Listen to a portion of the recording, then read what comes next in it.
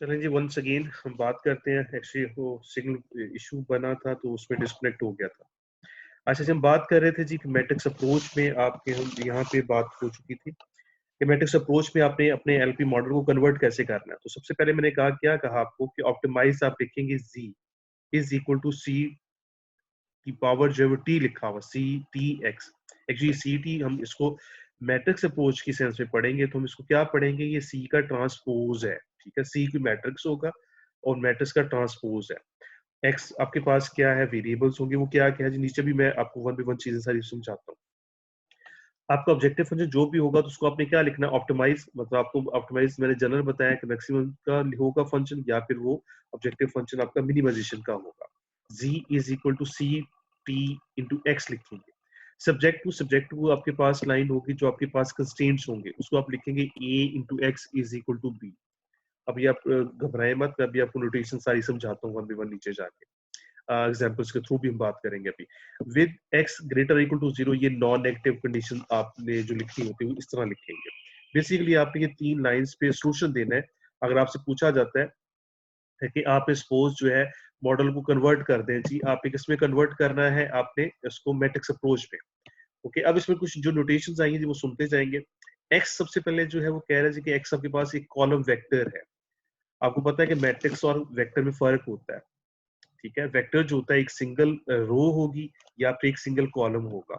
तो ये मैट्रिक्स आपको पता है कि इन अदर वर्ड्स जो है वो उसका कोई ना कोई रैंक आपके पास। हर वेक्टर जो है मैट्रिक्स होता है, लेकिन हर मैट्रिक्स जो है वो वेक्टर नहीं होता। ये बात आपने याद रखनी है। हाँ, जस्ट लाइक एक बात आई थी तो शेयर की है आपसे। वेयर एक्स जो कैपिटल एक्स जो आपके पास है वो क्या इज द कॉलम वेक्टर होगा। किसका कॉलम वेक्टर है, वो कह रहा है कि ऑफ अननोन्स का होगा। अननोन्स कौन से होते हैं, आपको पता है कि मॉडल्स में आपके पास जो अननोन कौन से होंगे जिसके लिए आप वैल्यूज को फाइंड आउट करते हैं। मतलब कि जो डिसीन वेरिएबल्स होते हैं, जो स्लैक वेरिएबल्स होते हैं, ठीक है, वो सारे आपके पास क्या आ जाते हैं, अननोन्स वेरिएबल होते हैं। अभी एग्जांपल के थ्रू भी हम बात करेंगे तो आपको समझ आएगी। उसमें स्लैक भी आ जाएंगे, सरप्लस भी आ जाएंगे, आर्टिफिशियल वेरिएबल्स भी आ जाएंगे। रिपीट करता हूँ, एक्स जो होगा वो कॉलम वेक्टर होगा ऑफ अननोन्स। अननोन्स क्या होते हैं आपके पास, x1 x2 जो डिसीन वेरिएबल्स थे, including all slack surplus and artificial variables. और उसका बनाना क्या है जी, आपने कॉलम वेक्टर बनाना है। ठीक है, एग्जाम्पल के थ्रू भी बात करते हैं तो नेक्स्ट और आपकी अंडरस्टैंडिंग क्लियर होगी।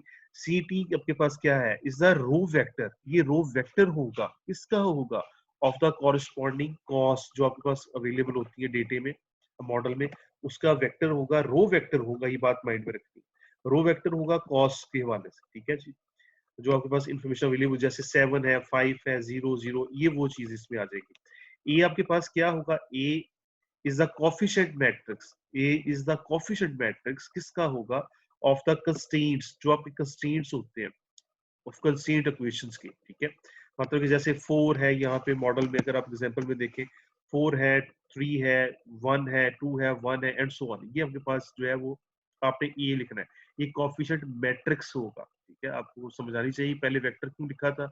वेक्टर सिर्फ एक कॉलम बनेगा, रो में एक यहाँ पे रो बन जाएगी। ठीक है, और यहाँ पे जो है कोफिशिएंट मैट्रिक्स जो होगा, जो जैसे मैंने बोला, ये कंस्ट्रेंट्स के हवाले से बात हम कर रहे हैं। ठीक है, और बी आपके पास क्या होगा जी, B is the column vector होगा of the right hand side of the constraint equation. Constraint equations का जो आपके पास कॉलम वेक्टर होगा वो आपने बनाना, बी आपने उसको नाम देना है। B is the column vector of the right hand side of the constraint equations. Okay, एक एग्जांपल के थ्रू बात करते हैं जी, तो आपको इसमें मजीद आपको ज्यादा आइडिया होगा मैं जो आपसे बात कर रहा हूँ यहाँ पे।